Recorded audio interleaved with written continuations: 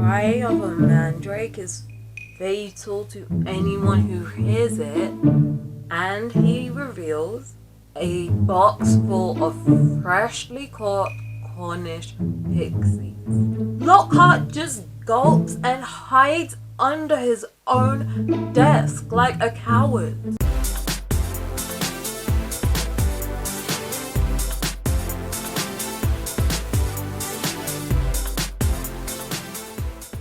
Hey guys! I am Charlotte the Starlet. These are my girls, Angel and Greta. And this is my little boy Seth. Today we're going to be reading Harry Potter and the Chamber of Secrets by J.K. Rowling. Now, since I am a mystery/thriller writer, y'all know I don't just react or read, I review. And the way I do it is simple. If I like something, I add a point, starting from last video's total. And if I don't, I take one off.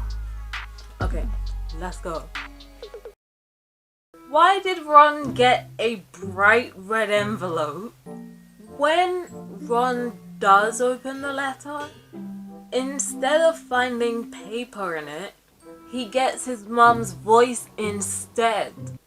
Lockhart pulls Harry aside. Like, he literally thinks that because he got Harry onto the front page of the Daily Prophet before, Lockhart thinks that since then, Harry's been craving the limelight again. And he and Ron flew the car in order to get that. Oh my days, Lockhart got on my nerves last episode, for real. Like, I hope that was the last of him. So, in this lesson, Professor Sprout tells the class that they'll be potting mandrakes, whatever those are. Also, why do they need earmuffs? For gardening. Like, usually you wear gloves, maybe a hat or something like that. Maybe some Wellington boots as well. Earmuffs though. Sprout asks the class, who can tell me the properties of a mandrake? Okay guys, let's pretend I'm Professor Sprout. Which one of you guys can tell me the answer to this? First one to tell me the answer in the comments will get their comment favorited and pinned. Oh snap. So apparently, although mandrakes are commonly used, they're also kind of dangerous. The cry of a mandrake is fatal to anyone who hears it. A scream. Fatal? What plant screams? I'd get it if it was an animal or something, but it's a damn weed. Oh, of course. Of course Hermione wins herself 20 points for Gryffindor for answering both of those questions correctly. Gosh, we all had that kid like Hermione. The kid who wouldn't just raise their hand. They had to be like, like, honestly, acting like they're gonna piss themselves. Ooh. Professor Sprout actually has like 100 young mandrakes for the class. It says that they were tufty little plants that were purplish green in color. I've had some blisters and bruises that have been that color. Professor Sprout tells the class to grab a pair of earmuffs, and it says that there was a scramble to grab a pair that wasn't pink and fluffy. What's wrong with pink and fluffy? In actual fact, that is my whole aesthetic. Ever since the age of 3. Like, does my room and my clothes not give it away? Not right now, by the way. Obviously, I'm wearing blue, but the majority of the time on this channel, I wear pink. My theme is pink. My channel banner is pink. My intro, my outro is all pink. What's wrong with pink? It gets so much hate for no reason. Gosh. Oh, but then again, these are 12-year-old boys. I'll be nice to them once and let it pass. Oh my gosh. So Professor Sprout makes it very clear to the class that they need to completely cover their ears with the earmuffs. She's gonna give them a thumbs up when it's safe to take them off again. Bruh, the anxiety I would have would probably make me unable to take the lesson. The knowledge that their cry is fatal, not just deafening or not just sickening, but lethal, is giving me second-hand anxiety through the book. Oh my god. Oh my god, I just remembered. There was several occasions where I actually felt like this in school, in science lessons particularly. Like, especially practical science lessons. And, oh my god, one of my first practical lessons was that I got scared again in science was a couple of years later when I was a bit older in biology. We had to dissect and essentially play with a lamb's heart or a cow heart or something. Some animal's heart, right? And I've always heard about Americans like dissecting stuff in school. I didn't know we had that in the UK until I got to that lesson. But I've always imagined myself being like, oh cool, yeah, I want to try it. I can handle it easy. Girl, once I saw that heart laying there in front of me, I don't know what happened, but I couldn't do it. I couldn't even touch it. My teacher was really nice. If we was too disgusted to do it, we could just sit out. We could opt out and just watch everyone else, you know? But, oh my god. From what the other girls did, it was disgusting. People were practically abusing it, bruh. People were sticking their hands, sticking their fingers in the, like, big old tubes. What are they called? Ventricles. Or, big old veins in the heart. And apparently that thing was tight. I saw people make it start beating again. No bueno. So I sat out of that one. Anyway, I'm sorry for that tangent. Right, everyone's got their earmuffs on, and apparently they shut out sound completely. What, so are they essentially noise cancelling earmuffs? Okay, Professor Sprout rolls up her sleeves, grabs one of the plants firmly, and pulls hard. What? Instead of roots, a small, muddy, extremely ugly baby popped out of the earth. He had pale green, mottled skin and was clearly bawling at the top of its lungs, like a newborn. Then she takes out a large pot and put the mandrake in it until it was completely covered in soil with only its leaves sticking out. Then she gives the class the thumbs up. She says that because their mandrakes are only seedlings, their cries won't kill yet. They'll just knock you out for several hours. Okay, now that her demonstration is over, the class gets to work on their mandrakes by themselves.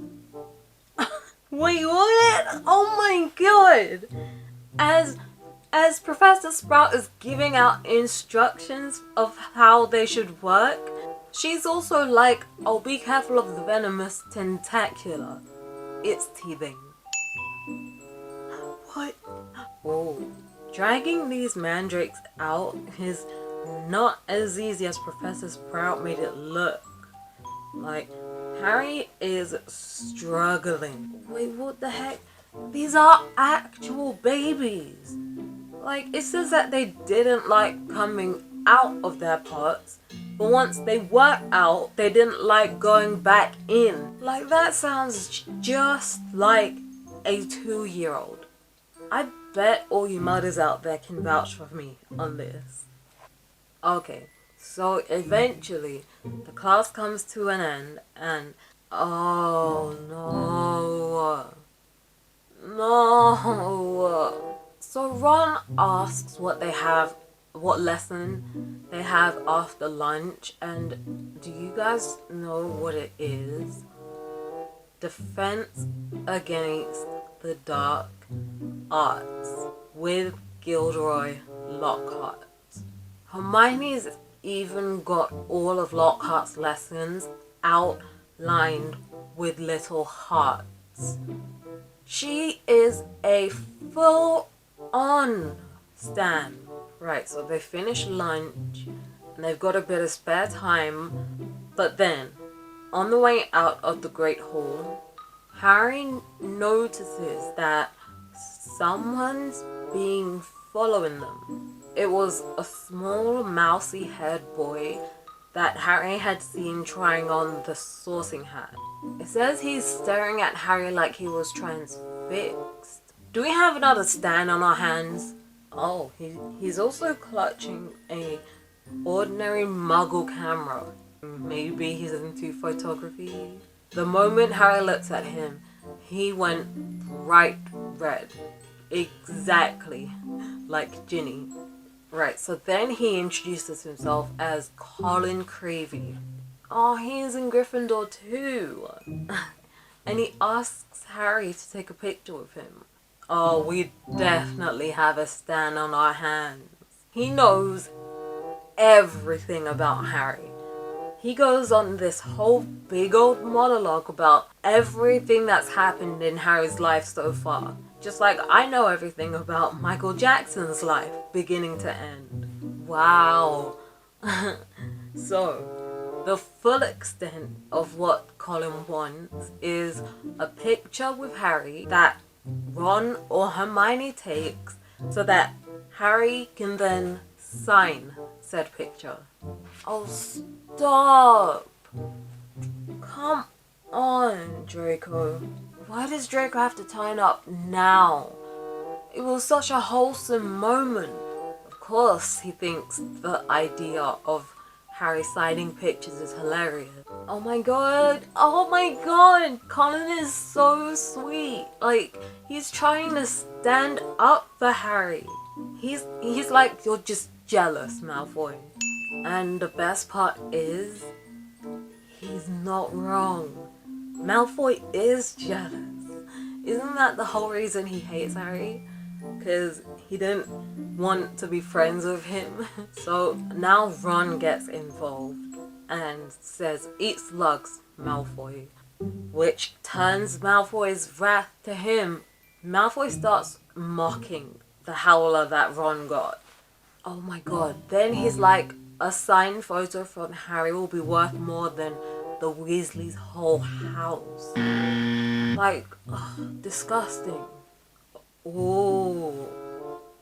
Just as Ron is about to whip out his broken wand, the fight gets broken apart by none other than Gilderoy Lockhart. At least he's doing some good for once. Oh no! No! I just gave you a compliment. Then he has to go and ruin it and then make me take it back. He ain't doing anything nice for anyone. He came over because he heard people talking about signed photos, and so he just encroaches on the picture Colin was gonna take of just Harry. Now Gilderoy's invited himself into the photo to give Colin a double whammy. I should have known it was just for his own benefit. Okay, so after this picture's said and done, Lockhart gives Harry another little talk. He says to Harry, it's not sensible to be handing out signed pictures this early in your career. What career? He's a schoolboy. Looks a tad big-headed. Next, bruh, you are the one who encroached on that little situation. And Harry's the big-headed one? I don't think so. There may well come a time when, like me, you'll need to keep a stack handy wherever you go. See what I mean? Okay, so Lockhart steers Harry to the Defense Against the Dark Arts classroom, where Harry chooses to sit at the very back, furthest away from Lockhart. And then soon enough, he's joined by the rest of the class. Ron and Hermione sit right next to him. Oh my days. He starts off the lesson in the most narcissistic way possible. Lockhart holds up one of his books with his own face on the front of it next to his real face, and he's like, me, Gilderoy Lockhart, Order of Merlin, 3rd class, honorary member of the Dark Force Defense League, and 5-time winner of Witch Weekly's most charming smile list. But I don't talk about that. You just, does he have that little self-awareness? Surely not. No! He thinks he has jokes too. He's like, I didn't get rid of the band and banshees by smiling. And he actually pauses for people to laugh. But do you know what the beautiful thing is? No one does. Oh no, again, this is taking me back. I've had too many cringy teachers who make jokes only for them to fall flat. In this, it says that a few students smiled like sympathetically, but not in my school. Right, onto the actual lesson. I thought we'd start today with a little quiz. A random quiz. A pop quiz? It's a quiz of how well they've read Lockhart's books. I thought this was a dark arts class, not a Gilderoy Lockhart one. He hands out all these tests and tells the class, you have 30 minutes, now go. Anyway, when the half hour comes to an end, he tells the class they're gonna be faced with some of the foulest creatures known to wizard kind. Then he asks them all to stay calm and not to scream. He pulls out a big covered box from under his desk and he reveals a box full of freshly caught Cornish pixies. These things are bright electric blue and were about 8 inches. They had pointed faces and voices so shrill, it was like listening to a lot of budgies arguing. Oh my days. Once the cover of their crate was removed, Lockhart just releases them. They go mad. It was pandemonium. They're shooting in every direction. Oh my gosh. 2 of them grabbed Neville by the ears and actually lifted him off the ground, bruh. Oh, I hate them. I hate them. Some of them shot through the windows, which made the back row get littered with broken glass. They're really just trashing the classroom, the way rock stars trash guitars in hotel rooms. What? Since everyone is struggling to get the pixies under control, Lockhart tries by saying a spell, pesky pisty pestonomi, and it doesn't work. It doesn't work. What now? Bruh, one of the pixies throws Lockhart's wand right out of a window. Oh my days. What the heck? What is going on? After that flopped, Lockhart just gulps and hides under his own desk like a coward. You're meant to be the teacher here. Okay, so soon after that, the bell rings.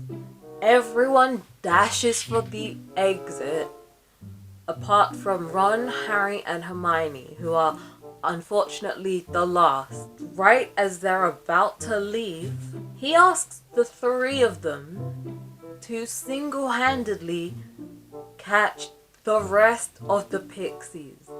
And before they can say anything back to him or leave themselves, he leaves. Unbelievable. Like, this man clearly ain't fit to be a teacher. So who let him in? Dumbledore? I want answers. Thankfully, Ron and Harry seem to realize this, but Hermione, still in her starstruck state, defends him by saying, oh, he just wants to have hands-on experience. No! Goodness. Right, I'm stopping there. I'm sorry. I'm legitimately annoyed.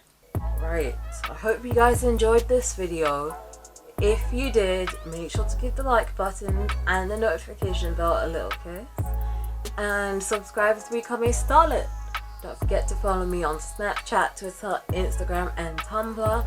And make sure you join my Patreon for some exclusive pics, exclusive vids, to talk to me one-on-one, and get a shout out from me in these videos. Anyway, I'll see you guys later. Bye!